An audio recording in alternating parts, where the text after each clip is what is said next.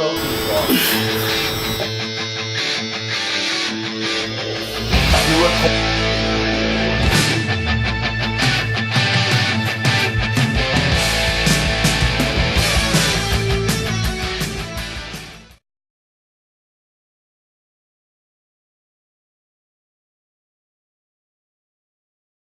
It's funny how people that are involved in powerlifting generally have no idea when, where, how powerlifting got started.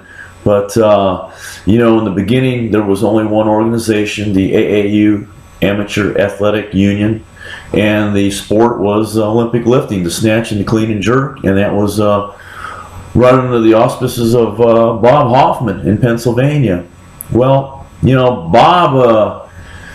his Olympic lifting began to deteriorate, and Joe Weider has started a magazine, and that was influencing him also. So he started to embrace the odd lifts, which he had always had a dislike for, and in 1964 promoted the first powerlifting, essentially, tournament, and it was called the Weightlifting Tournament of America. I had to look that up because I couldn't remember the name of it. And that was in 1964. And there were 42 recognized odd lifts, but there was what they called a strength set. And the strength set was the squat, the bench press, and the curl.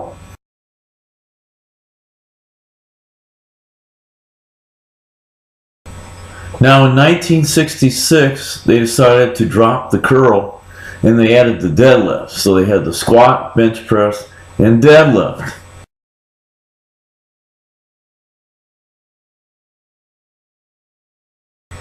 Now the IPF, International Powerlifting Federation, was founded in 1973.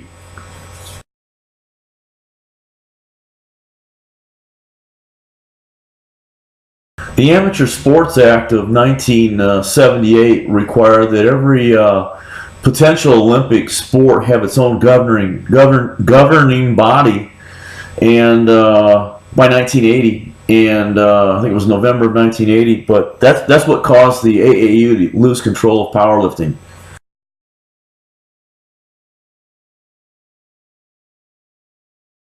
So as a result of this, the USPF, United States Powerlifting Federation, was formed in 1980 to become a national governing body for powerlifting.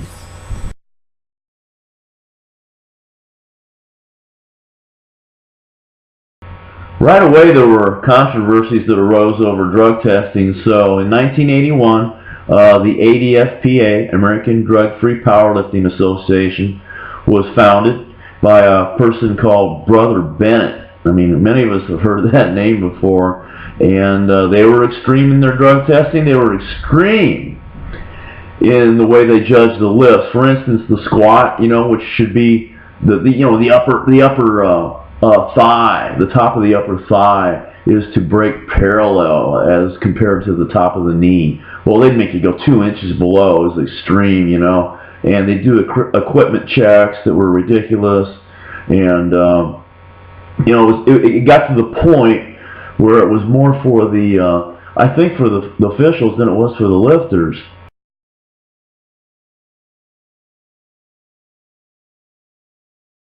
Now, in 1982, Ernie Franz from Aurora, Illinois, founded the APF, American Powerlifting Federation, with the idea that this organization would be for the lifters. In other words, if there was any doubt as to whether someone performed the lift correctly, or like in a squat, if they got the proper depth, they would give the benefit of the doubt to the lifter.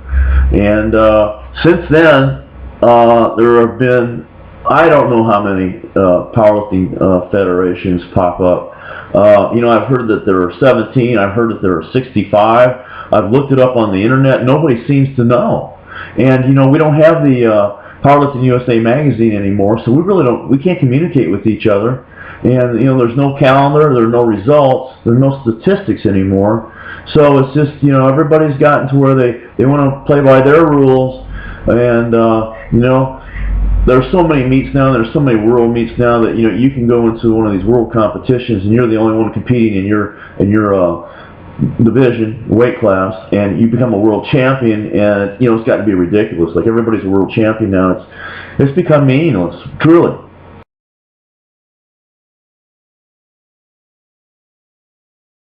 And so here we are, you know, a lot of people want to see it in the Olympics. They want to see powerlifting, you know, in the Olympics, and, you know, I think it's a bad idea, because we are an amateur sport, and that's the way we want it to stay, and I'll tell you why.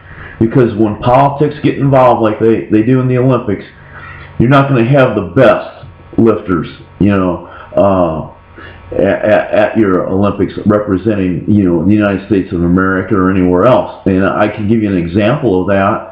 And I don't care who in the hell hears this, because I've already contacted the officials at the Arnold Classic. You know, you've got the USAPL representing all of us. And I doubt that there are even 5,000 people in that organization anymore. And, you know, I told them, I said, you know, I lift, you know, over 3 times my body weight, and you've got these guys in there that are 300 pounds and are lifting 800 pounds. Now, you know, I can beat those guys easy. But they don't hear that. They just want to see these huge people lifting 800 pounds, and, you know, they wouldn't even, I mean, they didn't even have the decency to respond to my letter, but, you know, that's just an example. You know, it wouldn't change.